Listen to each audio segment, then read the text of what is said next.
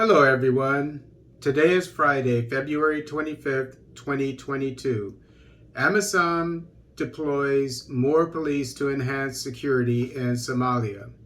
This article is taken from Hiran, a Somali newspaper.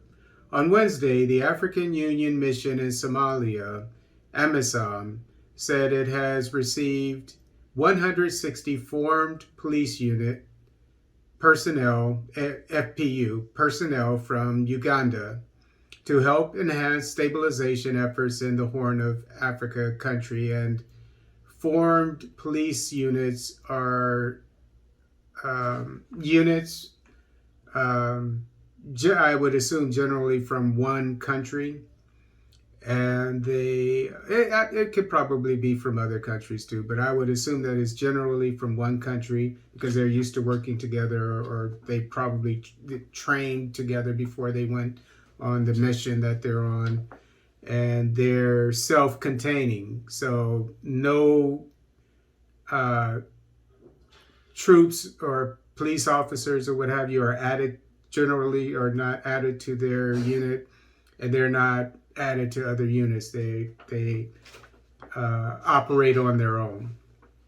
The new contingent, which arrived in Mogadishu on Tuesday to begin their one-year tour of duty, will support the advancement of the AMISOM police mandate, enhancing rule of law and stabilization efforts in Somalia. We are going to work with colleagues from other police contributing countries to help build the forces of Somalia during the transition period to help restore peace, Deputy Contingent Commander Daniel Okello said. Uganda is one of AMISOM's police contributing countries. Other contributors are Ghana, Kenya, Nigeria, Sierra Leone, and Zambia. And this goes back to what I've been recommending to Africa for years, and it's already in place, but it namely to send forces in a Pan-Africanist spirit,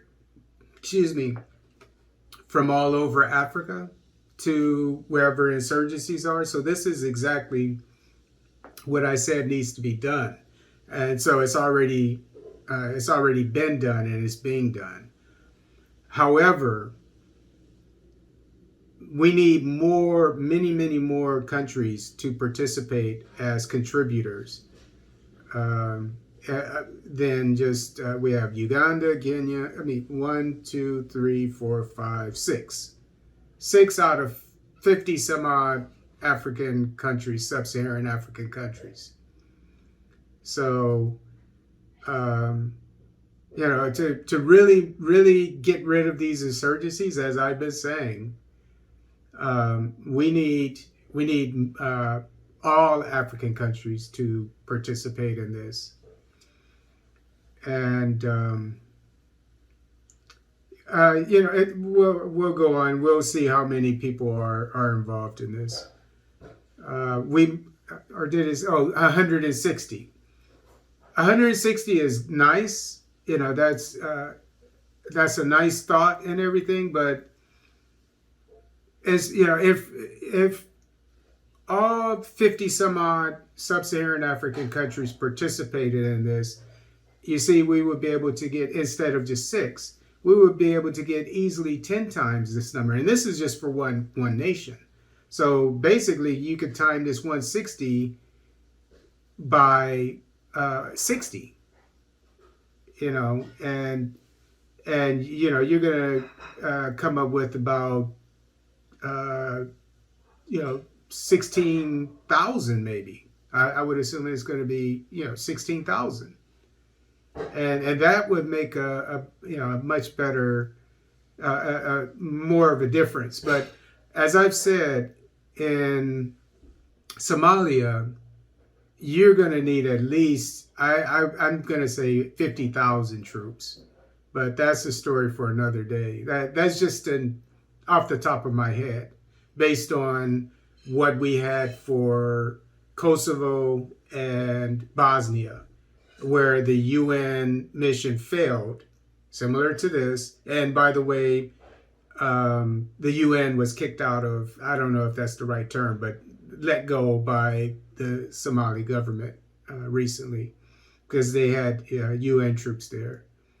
And then when NATO moved, and I was a part of that, went to deployed in place of the UN in Bosnia and Kosovo, and then immediately peace and security was brought to the Balkans, Bosnia, and then Kosovo.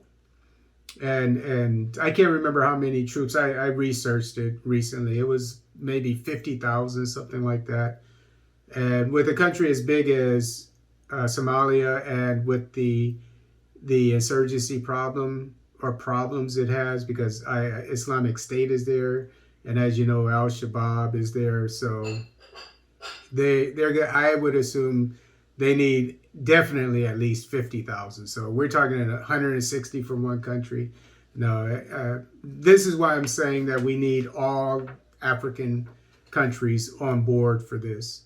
All sub-Saharan African countries, so we can send 50 to 100,000 troops and definitely get rid of this insurgency or these insurgencies in Somalia, because as I pointed out in a video yesterday, the Somali forces are equal to the task of defeating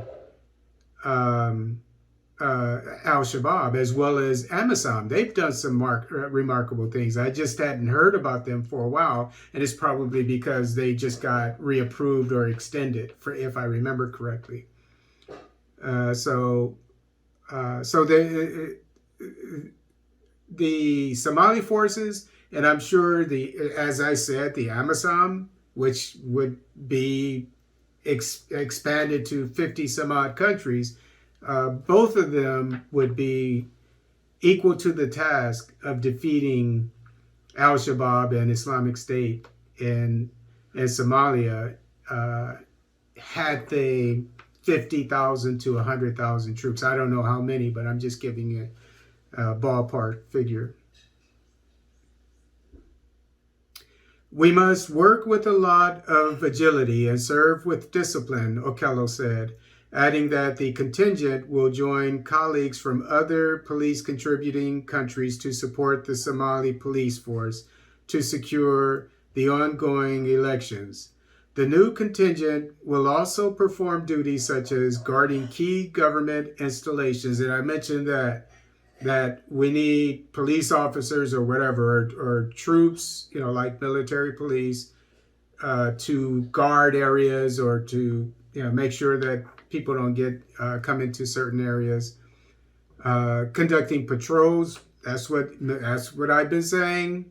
If you remember, as I said, I gave the example of Bogota back in the day in the 90s. It was the safest city in the world, supposedly, even though it was the country, Colombia was the most dangerous. But Bogota, because they had police officers on every block, Bogota, you could walk down the street at night and not be harmed. And so likewise, that's the example that I give for Somalia and Mogadishu. Every block, or any other city, every block, every highway, there should be troops pulling security in those areas, ensuring public order and guarding VIPs and high-level events. The AMISOM police component is made up of the FPUs, who provide operational support, and individual police officers, IPOs, who train, mentor, and advise Somali police officers.